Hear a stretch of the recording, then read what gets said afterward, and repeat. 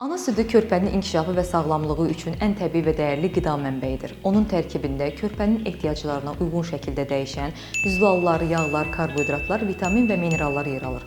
Bu unikal tərkib körpənin həm fiziki, həm də zehni inkişafını dəstəkləyir, immun sisteminin möhkəmlənməsinə kömək edir. Ana südü ilə qidalanmanın təsiri yalnız körpənin ilk ayları ilə məhdudlaşmır. Əksinə, bu təsirlər insan həyatının bütün dövrlərində davam edir.